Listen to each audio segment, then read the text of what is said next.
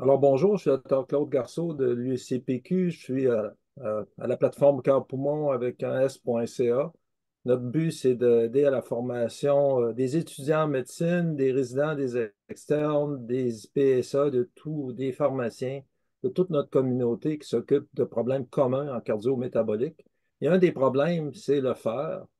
Pourquoi le fer? Ben parce que j'en donne beaucoup, parce qu'à notre hôpital, tout le monde est anticoagulé, puis j'ai l'occasion de prescrire du fer intraveineux au moins une fois par jour.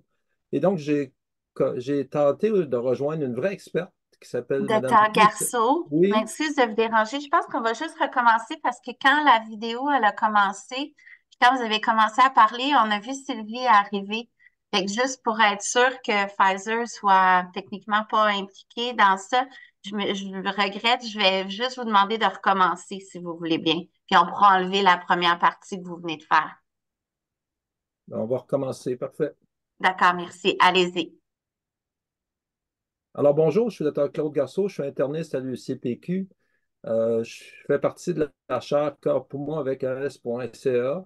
Le but de cette plateforme qui est reliée à l'Université Laval, c'est d'aider à la formation des gens qui s'occupent des problèmes cardio-métaboliques, les gens, c'est-à-dire les résidents, les externes, les médecins, mais aussi les pharmaciens et infirmières, IPSL, IPSA de notre réseau. Et notre sujet aujourd'hui, c'est le fer. Pourquoi le fer? Ben, ça nous touche beaucoup en notre hôpital, entre autres, parce qu'on a des patients anticoagulés et qu'il ne se passe pas une journée sans que j'ai besoin de prescrire du fer et bien souvent du fer intraveineux. Et donc, j'ai pensé faire appel à une experte, Mme Mélissa Rodrigue, qui est pharmacienne à l'hôpital de Thetford-Mines, qui va nous donner le ABC du fer intraveineux et peut-être aussi de nous parler des effets secondaires que l'on peut rencontrer maintenant que ce fer se donne en externe de l'hôpital. Alors, bonjour Mélissa. Bonjour, docteur Garceau. Ça me fait plaisir d'être avec vous aujourd'hui. Avant de commencer la On voit ici un peu présentation, je vais juste déclarer mes conflits d'intérêts. Donc, j'ai déjà reçu dans la dernière année des honoraires de la compagnie Pfizer pour des conférences et j'ai participé aussi à la révision du protocole national de l'INES sur le traitement au fer intraveineux chez l'adulte en avril 2022. Fait que ça se peut que mon, mon discours soit teinté des décisions qu'on a prises à l'INES. Les Alors, nos objectifs. objectifs, c'est vraiment de poser le diagnostic de l'anémie, comparer et opposer les options suppléments en fer, choisir les options qui sont plus appropriées en fonction des différentes populations, entre autres les indications du fer intraveineux, et de parler aussi de la prise en charge des effets indésirables liés aux perfusions de fer intraveineux. Alors, moi, j'ai un petit préambule de quelques secondes parce que c'est vraiment notre expert qui est le centre de l'attention ici, pas moi. On va parler peut-être de parler rapidement comme introduction du diagnostic de l'anémie ferriprive. Alors, quand on fait des suppléments à faire, c'est ne jamais oublier de se rechercher la cause. Il ne se passe pas une semaine sans que je trouve un cancer du côlon. Alors, évidemment, les pertes peuvent être aggravées par l'aspirine ou les anticoagulants. Le cancer du côlon, dans nos statistiques à notre hôpital, c'est 1 sur 14 lorsqu'on fait une investigation pour une hémiphérie. Cancer gastrique. La maladie cœliaque la maladie cœliaque peut se manifester par une anémie ferriprive qui ne se corrige pas par le fer par la bouche. Les patients qui ont eu une opération pour la chirurgie bariatrique, et évidemment, chez les jeunes femmes, ben, c'est les menstruations qui sont importantes et parfois les dons de sang répétés.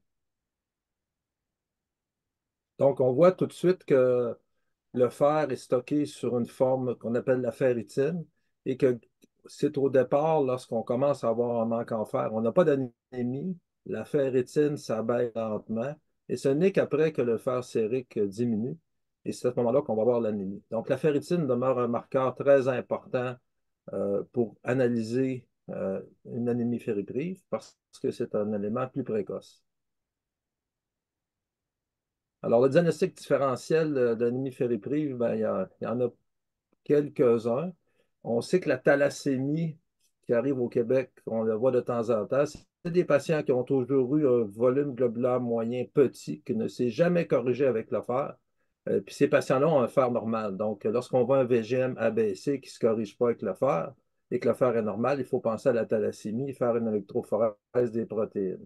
Les anémies inflammatoires, les anémies réfractaires sidéroblastiques sont aussi à faire le diagnostic différentiel, mais dans ces causes, évidemment, la ferritine est normale. Donc, le dépistage, on doit faire le dépistage de l'anémie ferriprive chez les patients qui sont végétariens purs, chez les femmes enceintes, c'est fait habituellement, les femmes qui ont des menstruations abondantes, les patients qui ont des maladies gastro-intestinales, les patients qui ont de l'insuffisance rénale sévère, c'est dépisté maintenant dans les cliniques de suivi, les patients qui ont évidemment une maladie cœliaque et les patients qui font des dons de sang fréquents. Puis j'ajouterais ici les patients qui ont des anticoagulants, entre autres des NOAC, parce que c'est trop facile à prescrire. C'est bon de demander de temps en temps des ferritines. Alors, l'évaluation clinique, ben, c'est simple. On regarde les signes et symptômes d'anémie, on regarde les habitudes alimentaires, on essaie de voir si le patient ne prend pas de l'aspirine ou des anti-inflammatoires en dehors de la liste de médicaments qu'on a dans la DSQ. On regarde s'il a déjà eu des histoires d'anémie ferriprive. On s'assure que le patient n'a pas eu de chirurgie bariatrique euh, parce que ça peut causer de l'anémie. Et puis, on va faire l'histoire familiale de cancer du côlon. Donc, le diagnostic va se faire par la ferritine. Une ferritine basse indique une déperdition chronique de fer. Alors, la ferritine, c'est un complexe de fer qui est couplé avec des protéines dans les macrophages. On a entre 500 et 1500 mg de fer au total. Et c'est un marqueur des réserves totales en fer. Malheureusement, la ferritine peut être élevée dans les états inflammatoires parce que c'est une protéine sécrétée par le foie. Et donc, elle peut être augmentée dans ces problèmes. Alors, dans certains cas, la ferritine n'est pas toujours un reflet parfait des réserves de fer, mais dans la plupart des situations que vous allez rencontrer, une ferritine qui est basse, c'est une anémie ferritique. La formule sanguine peut vous aider. Le VGM peut vous aider aussi. Puis ce que je regarde souvent, c'est l'IDVE, l'indice de volume de dispersion érythrocytaire. Lorsque vous n'avez pas encore reçu la ferritine, si votre IDVE est élevé, 16, 17, 18, c'est un marqueur d'anémie ferriprive. Alors que si l'IDVE est en bas de 14 ou en bas de 12, ça exclut la plupart du temps l'anémie ferriprive. Donc la ferritine, on a ici l'interprétation. En bas de 15, c'est toujours une anémie ferriprive. Entre 15 et 30, je vous le dis, c'est Claude Garceau, c'est une anémie ferriprive. Entre 30 et 100, ben, c'est sûr que la réserve n'est pas optimale. Et dans la plupart des adultes, une ferritine en bas de 100, même chez les patients âgés, l'indice d'une déperdition en fer, la cause la plus fréquente étant le saignement. La formule sanguine, ben, on a parlé aussi du VGM et de l'IDVE. Et la saturation du fer, de la transférine qui est utile, une saturation inférieure à 20 est aussi un marqueur d'anémie ferriprive. Donc, c'est nécessaire de commencer un remplacement en fer chez les patients qui ont en bas de 30 de ferritine. Et très souvent, ou même je dirais le plus souvent, un patient qui a une anémie et une ferritine entre 30 et 100, ben, on doit corriger le fer par des supplémentations. Alors, vous voyez ici un peu les examens utiles. On en a parlé ensemble. Et donc, on peut continuer notre présentation.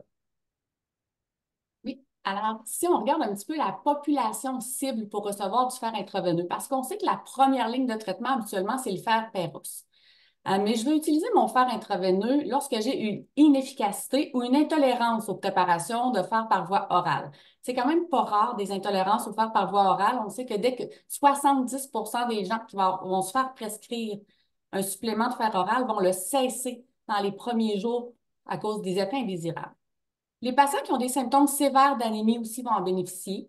Les gens qui ont des absorptions inadéquates, qui sont anticipées de faire par voie orale, on pense aux patients qui ont des syndromes de malabsorption, des médicaments qui sont administrés par jéjunostomie, puisqu'on a déjà dépassé l'endroit intestinal où le fer est absorbé. Les gens qui ont des pertes sanguines en continu, qu'on a de la difficulté à répléter avec le fer Péros.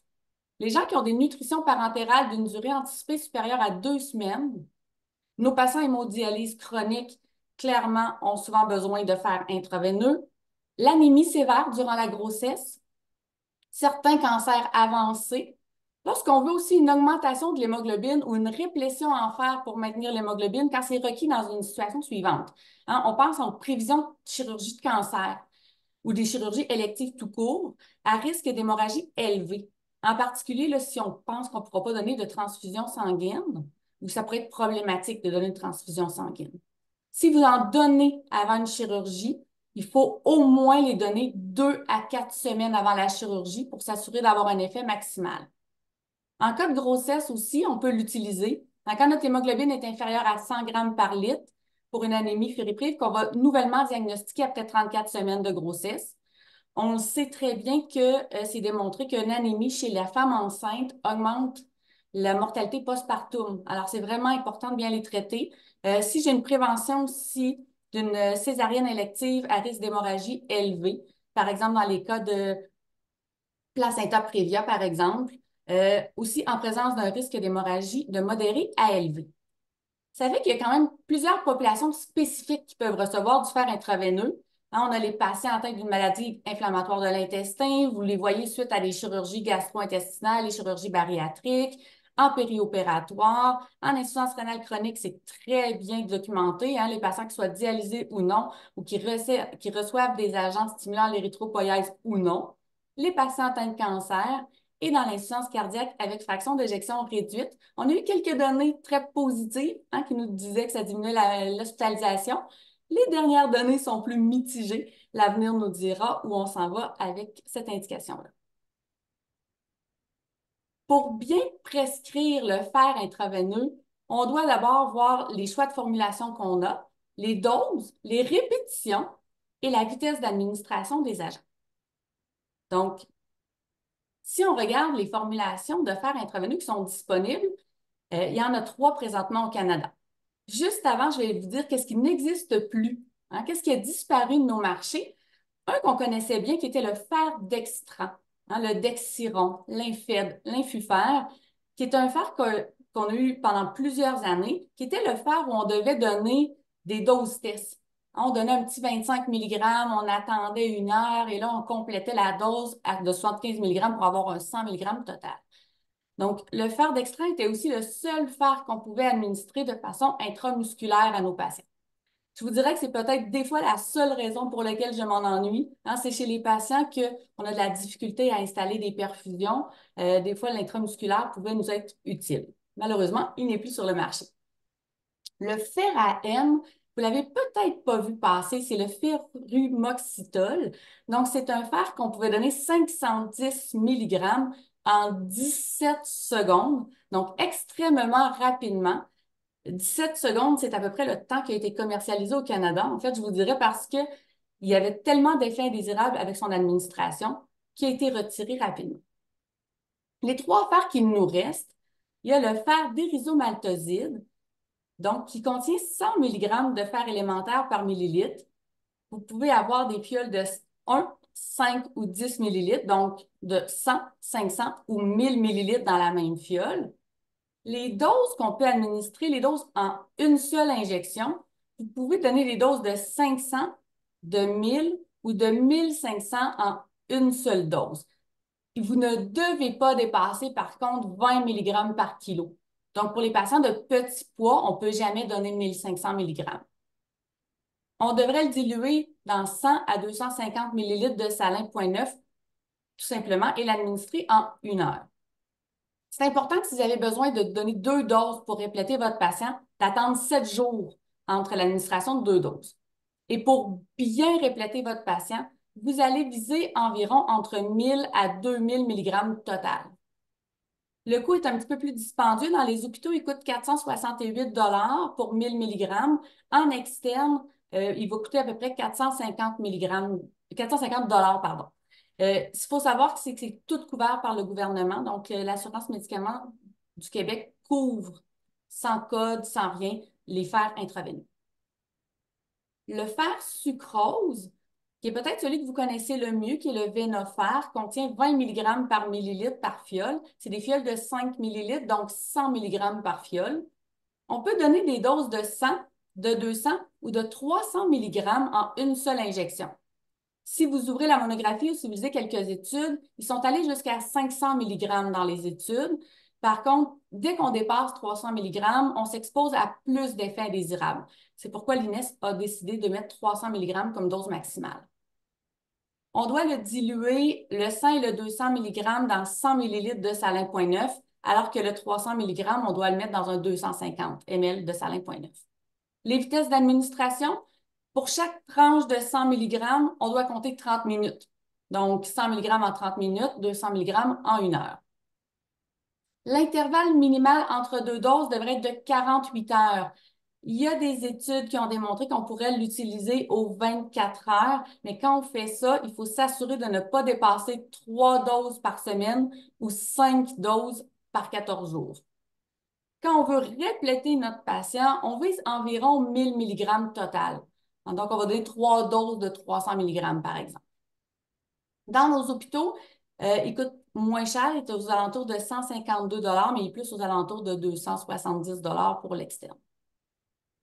Le dernier, c'est le complexe de gluconate ferrique qui contient 12,5 mg par millilitre. C'est des fioles de 5 millilitres, donc 62,5 mg par fiole. Vous pouvez administrer des doses de 62,5 mg ou de 125 mg en dose unitaire. Si vous ouvrez certaines monographies ou si vous allez voir dans certains sites spécialisés en médecine, des doses jusqu'à 250 mg ont été étudiées. C'est quelque chose qu'on a tenté de faire il y a quelques années au Québec, de donner 250 mg. Ça a été, je vous dirais, une catastrophe. Donc, plus de la moitié des patients qui ont reçu 250 mg par dose ont fini dans nos urgences. Donc, ce n'est pas une pratique qu'on doit faire. Vous le diluez dans 100 ml de salin 0.9. Il est beaucoup utilisé dans nos hémodialyses au Québec. Pour quelle raison? C'est qu'il est facilement administrable. Donc, on peut l'administrer sans dilution chez cette population-là dans la ligne artérielle.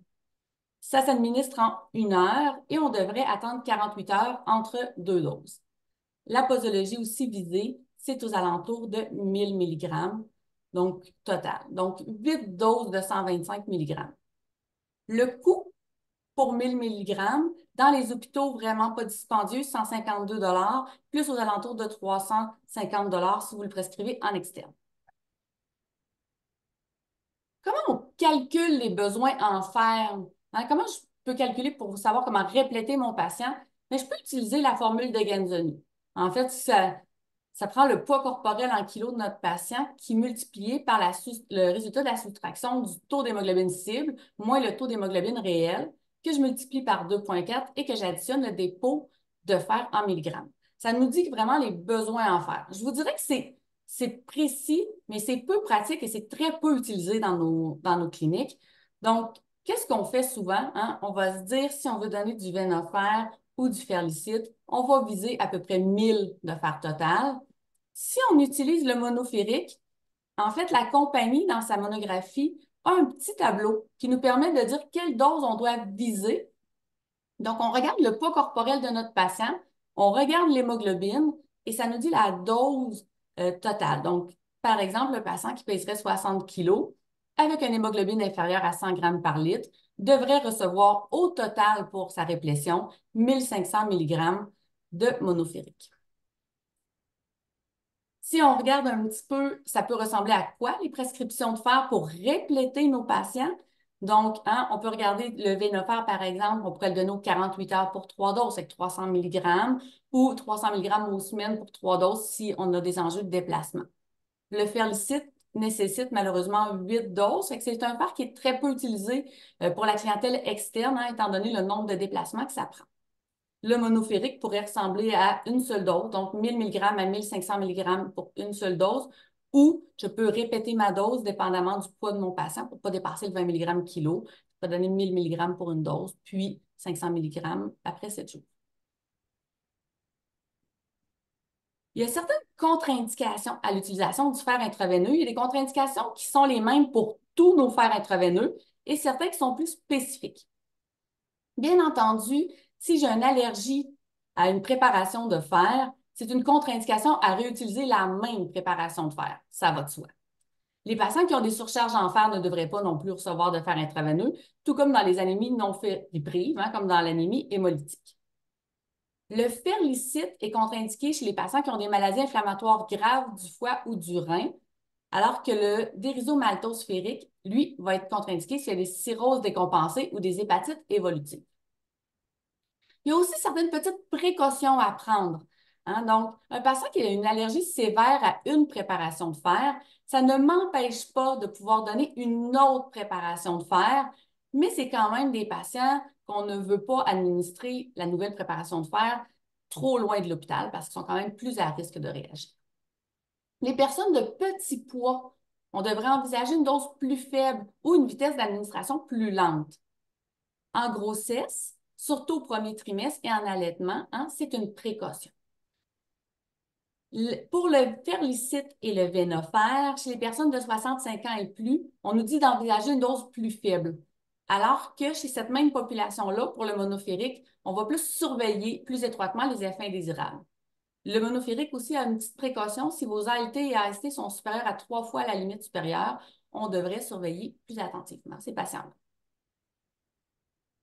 Qu'en est-il de l'état infectieux? Ça plaît toujours à l'esprit que le fer intraveineux devrait peut-être être suspendu chez les patients qui sont en état infectieux. Pourquoi? Bien, on le sait que de façon naturelle, le corps va sécréter de l'hepsidine lors d'un état infectieux pour pouvoir plutôt séquestrer le fer pour éviter de le mettre disponible pour les agents pathogènes. Dans la littérature, ce n'est pas démontré que ça augmente la mortalité ou que ça augmente les hospitalisations si vous donnez le fer intraveineux chez cette population-là qui sont en infection.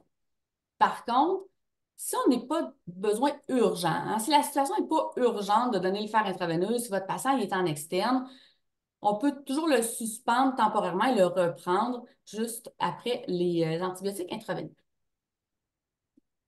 Est-ce que c'est efficace, le fer intraveineux? Bien oui, la plupart des patients vont noter une amélioration du sentiment de bien-être au cours même des premiers jours de traitement. Les patients qui ont des syndromes de jambes sans repos qui sont associés avec leur anémie fériprive ou leur carence en fer vont déjà avoir une amélioration de cette condition-là 48 heures après la dose de fer intraveineux. Les patients qui ont une anémie légère auront très peu ou pas de réticulocytose après une semaine. Les patients qui vont souffrir plus d'une anémie modérée à sévère vont avoir une réticulocytose modeste avec un pic qui va être vu entre 7 à 10 jours post-administration. Nos concentrations d'hémoglobine, elles vont commencer à augmenter après 1 à 2 semaines pour atteindre approximativement 20 grammes par litre en 3 semaines. Donc, vous devez réévaluer votre efficacité à peu près 4 à 6 semaines après avoir fini votre réplétion. Si jamais le traitement initial de fer intraveineux n'a pas réussi à atteindre les paramètres du bilan martial, nos cibles ne sont pas atteintes, on n'a pas réussi à augmenter les concentrations d'hémoglobine, on peut répéter le traitement initial. Il faut tenir compte à ce moment-là des taux de ferritine, de la saturation de la transférine. Regardez votre concentration d'hémoglobine, les pertes sanguines en cours, les tendances des mesures, l'état clinique du patient, puis sa réponse au traitement aussi. Mais on pourrait, chez certains patients, dont on ne peut pas traiter la cause de leur anémie, avoir du fer intraveineux de façon régulière. Donc, je pourrais avoir, par exemple, un NFR 300 mg à chaque mois ou un monophérique 1000 mg aux 3 mois. On réévalue le traitement de ces patients-là aux 2 à 3 mois pour s'assurer de ne pas dépasser les valeurs non plus de ferritine. Qui sont vos patients qui sont à risque d'effets indésirables? Donc, quels patients on doit porter une attention particulière? Il faut voir qu'il y a des facteurs qui vont augmenter le risque de réaction et il y a des facteurs qui vont plutôt augmenter la gravité de la réaction. Les premiers facteurs qui augmentent les risques de réaction indésirable, eh bien, c'est sûr que si votre patient a fait une réaction d'hypersensibilité antérieure à un fer intraveineux, il a plus de chances d'avoir une autre réaction d'hypersensibilité à un autre fer. Si vous perfusez rapidement votre fer, vous augmentez le risque de réaction. Les patients qui ont des antécédents d'allergies multiples ont aussi beaucoup plus de risques de réagir.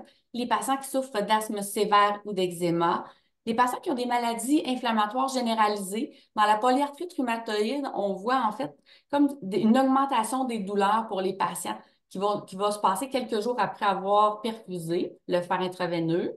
Les petits poids, c'est quoi les petits poids? Ben, c'est les femmes de 55 kilos et moins et les hommes de 60 kilos et moins. Donc, ils ont plus de chances d'avoir des effets indésirables. Et l'âge avancé, qu'est-ce que l'âge avancé en fait? L'INES a statué que pour le fer intraveineux, l'âge avancé, c'était 65 ans et plus, ce qui est quand même pas très avancé, on va se le dire. Il y a aussi des facteurs qui vont augmenter la gravité de la réaction. On n'aime jamais ça quand on a une femme enceinte qui va avoir une réaction ou un effet indésirable sur nos chaises, hein?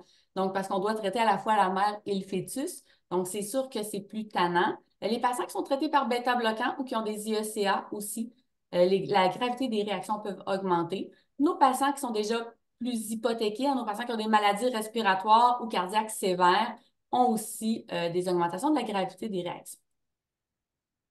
Je vous fais une petite diapositive sur les femmes enceintes.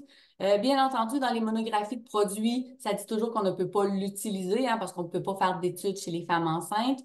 Par contre, il est utilisé, hein, parce qu'il y a quand même quelques données, surtout lors d'anémie sévère ou en fin de grossesse, lorsque j'ai besoin de réapprovisionner rapidement, hein, en fer. Il pourrait aussi être utilisé en cas d'intolérance ou d'inefficacité du fer pris par voie orale. Ce qu'il faut savoir chez cette clientèle-là, évitez-la au premier trimestre idéalement. Fait qu'on débute après 12 semaines. Toutes les formulations de fer intraveineuse sont sécuritaires et efficaces. Je vous recommande d'éviter le gluconate ferrique, pas à cause du gluconate ferrique en lui-même, mais c'est que les fioles contiennent de l'alcool benzylique. Alors, il pourrait avoir un risque potentiel pour les fœtus à cause de l'alcool. Le fer sucrose est probablement celui avec lequel on a le plus de recul parce que c'est le plus ancien. Le problème, c'est qu'il nécessite souvent plusieurs doses. Le dérisomaltose ferrique est quand même le dernier arrivé, donc on peut s'inquiéter un petit peu. On a eu quand même une belle revue rétrospective de 213 femmes qui a été publiée là, en 2020, qui nous montrait là, que la sécurité était équivalente aux autres formulations. Donc, vous pouvez aussi l'utiliser. Quand vous avez une population à risque, vous dites ce patient-là est plus à risque d'avoir une réaction allergique ou d'avoir un effet indésirable grave, qu'est-ce qu'on doit faire? Le point à retenir, c'est de réduire la vitesse d'administration de 50 %. Quand on fait ça, on s'évite souvent bien des ennuis. Vous pouvez aussi penser à donner une dose un peu plus faible à ces patients-là pour que ce soit plus facile à tolérer. Est-ce qu'on devrait donner de la prémédication? La réponse est non. Chez la grande majorité de vos patients, aucune prémédication n'est requise. Il y a certains experts qui diraient qu'on pourrait envisager chez des patients asthmatiques sévères ou qui ont des multiples allergies médicamenteuses, mais à ce moment-là, il faudrait donner de la méthylprénisolone 125 puis de la famotidine 10 avant la perfusion de fer. Donc, évitez à tout prix la diphénhydramine. Pourquoi? Bien, on connaît les effets indésirables de notre bon vieux Benadryl, hein. Ça peut provoquer des hypotensions, de la somnolence, des bouffées vasomotrices, des étourdissements, de l'irritabilité. On peut avoir de la congestion nasale, une respiration sifflante. Ça peut même donner des tachycardies supraventriculaires. Donc, ce n'est pas un bon choix. Il y a même une revue de la littérature qui est sortie en 2022 qui avait analysé rétrospectivement là, les réactions à la perfusion associées à, on va se le dire, quand même 35 737 perfusions de fer. Ce qu'ils ont vu, c'est que les réactions de la perfusion étaient à peu près de 3,9 %. Mais ce qui est le plus intéressant, je vous dirais, dans cette revue-là, c'est que les gens qui avaient reçu de la prémédication avaient plus d'effets indésirables que ceux qui n'en avaient pas reçu. Donc, il y avait 38,6 % de gens qui avaient eu des événements indésirables lorsqu'il y avait eu de la prémédication, contre seulement 1,7 % s'il n'y avait pas eu de prémédication. C'est 36 fois plus. Donc, non seulement on n'aide pas notre patient lorsqu'on donne la prémédication, mais on lui nuit. C'est quoi les effets indésirables du fer intraveineux? Donc, il faut penser que au départ, les effets indésirables possibles, c'est souvent l'extravasation. On va regarder ensemble. Dans les 5 premières minutes, vous pouvez voir la fameuse bouffée vasomotrice et la réaction de Fishbane. Entre 5 à 30 minutes, c'est là que nos réactions d'hypersensibilité ou l'anaphylaxie peuvent arriver. Et lorsque le patient est de retour chez lui, hein, on va voir des symptômes pseudo-grippaux et des myalgies. 5 à 20 jours après l'administration du fer intraveineux, on pourra aussi avoir des hypophosphatémies. Si on regarde l'extravasation, c'est quand même assez rare, hein, l'extravasation, mais ce qu'il faut voir, c'est que ça fait un tatouage permanent quand on le donne. Donc, malheureusement, si on a une extravasation de fer, ça va tacher la peau. Ça peut être de brun pâle à brun foncé, ça peut être noir, bleuâtre, mauve, gris. Ça peut être complètement étendu, comme sur la photo, ou ça peut être vraiment décoloré en plaques. C'est absolument pas douloureux, mais il pourrait avoir une espèce de sentiment de pression et d'enflure. Et malheureusement, c'est que la couleur va rester là et ça va prendre plusieurs années avant même que la couleur commence à diminuer. Donc, il faut faire vraiment très attention. Si jamais on a une extravasation, qu'est-ce qu'on doit faire? On déconnecte le dispositif. On devrait tenter d'aspirer tout résidu de médicament de la canule. C'est pas évident, mais on devrait le tenter. On retire la canule, appliquer de la glace juste pour hein, réduire l'enflure. Ça diminue pas vraiment la douleur, puis ça provient pas vraiment la propagation de la tache. Et on tente par contre d'éviter de masser la zone parce que ça va augmenter la propagation de la tache. Les autres effets indésirables du fer, donc il y a les réactions d'hypersensibilité grave, donc l'anaphylaxie, qui est extrêmement rare avec le fer intraveineux. Donc, c'est à peu près 1 sur 200 000 administrations. Ça débute habituellement dans les 30 minutes après le début de la perfusion. Ce qui est un peu bizarre avec le fer, c'est que des fois, on a tendance à dire « Ah, j'ai donné ma première dose à l'hôpital, tout a bien été, pas de danger ». Malheureusement, avec le fer intraveineux, on peut réagir, on peut avoir des hypersensibilités graves à la 2e, à la 3e, à la 5e, à la 10e même hein, perfusion. Donc, ce n'est pas un gage de sécurité de dire j'ai donné ma première dose à l'hôpital et tout a bien été. Je peux donner les autres un peu n'importe où. Une réaction que vous allez voir plus souvent, c'est la réaction de Fishbane. On en voit à peu près 1 sur 100 administrations. Ça débute entre 5 à 15 minutes après le début de la perfusion et c'est des symptômes là, qui ont comme une pression dans la poitrine avec une bouffée vasomotrice, une hypertension, de la palpitation. Les autres effets indésirables, bon, bien sûr, ont des débuts de symptômes variables, mais ce qu'on peut voir beaucoup, c'est les symptômes gastro-intestinaux. Donc, dans les cas que je vous présente, ce sont de vrais cas. Donc, un cas qu'on voit assez régulièrement, donc un homme de 86 ans, un poids de 57 kg, donc un petit poids, hémoglobine 99, ferritine à 30, qui, lui, 10 minutes après avoir débuté la perfusion de monoférique 1000, devient tout rouge et là se plaint d'une douleur rétrosternale, ça irradie jusque dans le dos. Qu'est-ce qu'on doit faire? En fait, sachez que ce cas-là, c'est vraiment une réaction de Fishbane. Donc, les symptômes sont assez classiques.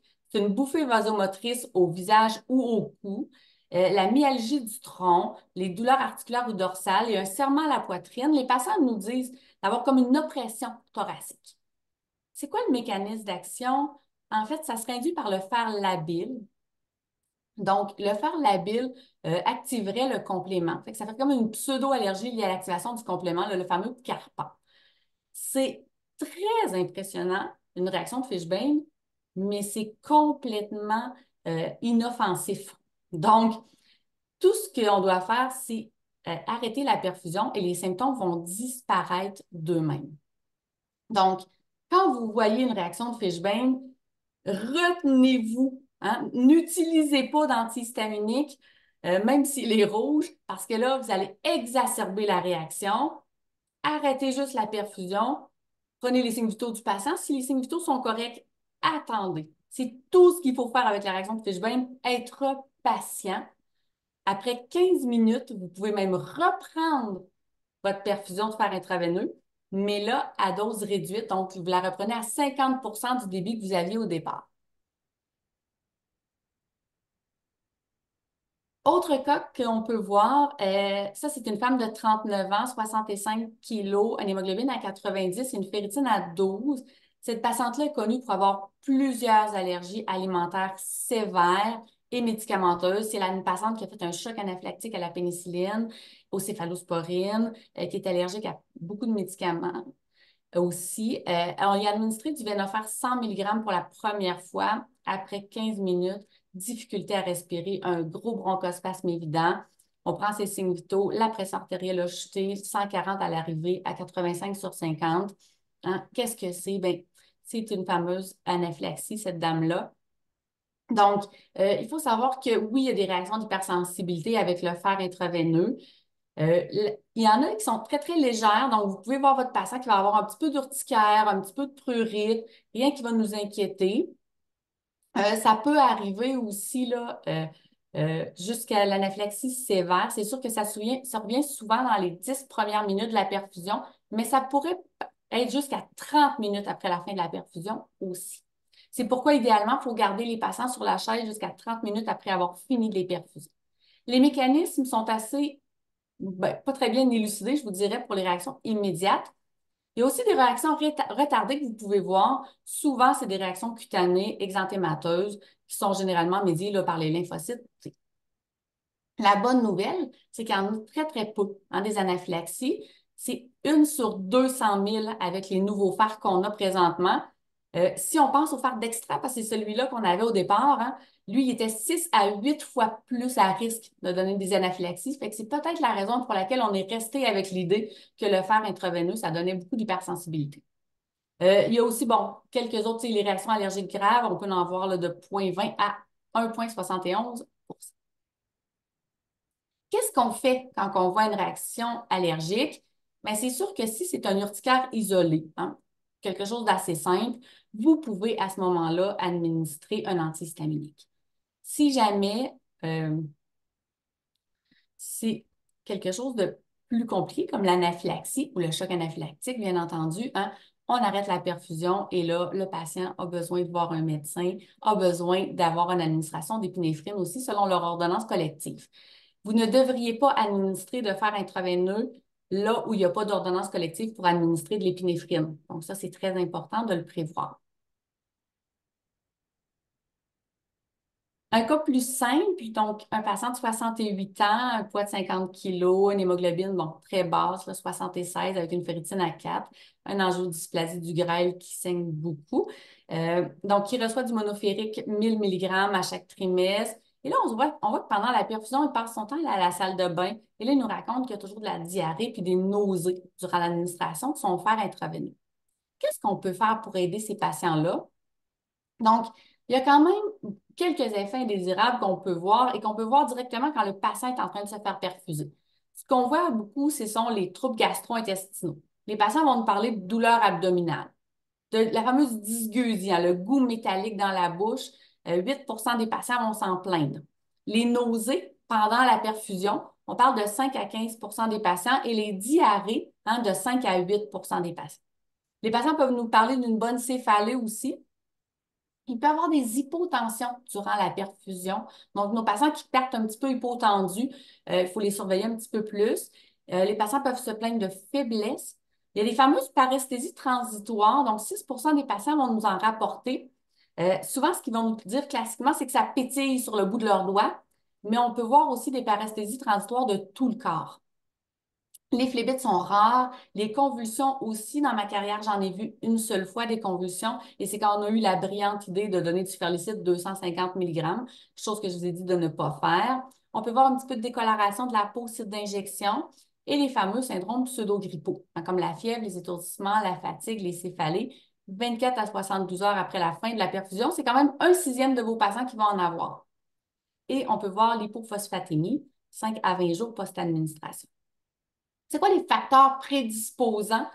Bien, c'est la vitesse d'administration. Si vous avez administré trop rapidement vos médicaments, c'est là qu'on va avoir plus de nausées, plus de diarrhée. Fait que les patients qui se plaignent de ces effets-là, vous pouvez réduire seulement la vitesse d'administration et ça va être suffisant.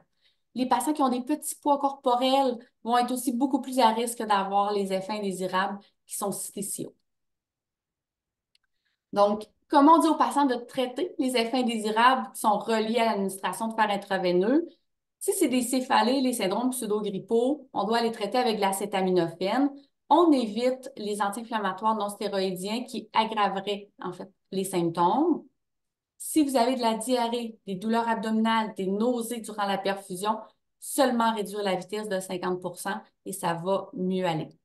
On a aussi des anciens trucs avec le Ferlicite et le Venofer de diluer plus le fer. Ça réduit aussi les douleurs abdominales et les nausées. Donc, au lieu de mettre, par exemple, notre Venofer dans un 100 mg, on va le mettre dans un 250 mg de salin. Vous pouvez le faire encore avec le Ferlicite et le Venofer, mais ne faites pas ça avec le monoférique parce que vous allez augmenter les effets indésirables. Pourquoi? Le monoférique, si on est capable d'administrer de si grosses doses de fer, c'est que le fer labile est inclus dans une matrice. Et c'est la matrice que vous recevez quand on l'injecte. Donc, si on le dilue plus, le fer labile va sortir de la matrice et vous allez injecter plus de fer labile à votre patient. Donc, le monoférique aime ça être plus serré, dans le fond, dans les solutés. On évite de le diluer plus. Je vous ai parlé d'hypophosphatémie.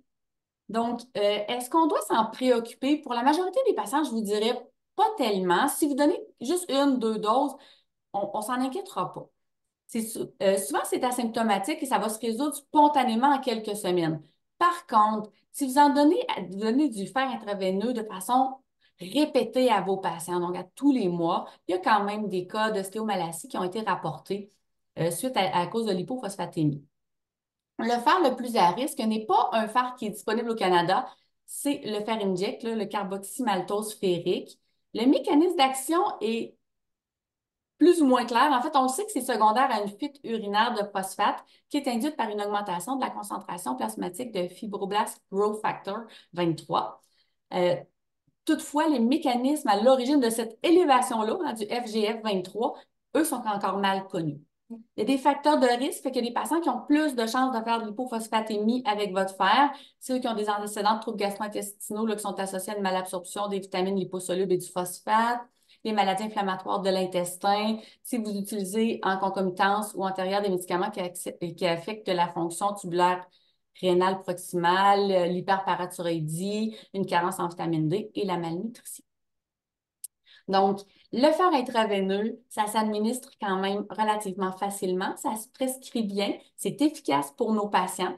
Il faut savoir comment gérer les effets indésirables et rester calme face à des effets comme de perfusion, comme la réaction de Fishbein. Et quand on fait ça, l'administration se fait habituellement très, très bien. Ça conclurait la présentation de cette journée. Alors, je vous remercie tout le monde pour avoir assisté à cette présentation. Je vous rappelle qu'elle est disponible sur la plateforme Cœur Poumon avec un S.ca et que d'autres présentations seront ajoutées sur cette plateforme. Un podcast aussi pourra résumer quelques petits aspects pour vous donner un avant-goût des présentations plus formelles. Donc, je me remercie beaucoup notre conférencière. Je suis Claude Garceau du CPQ. Je vous remercie de votre attention et à la prochaine. Merci.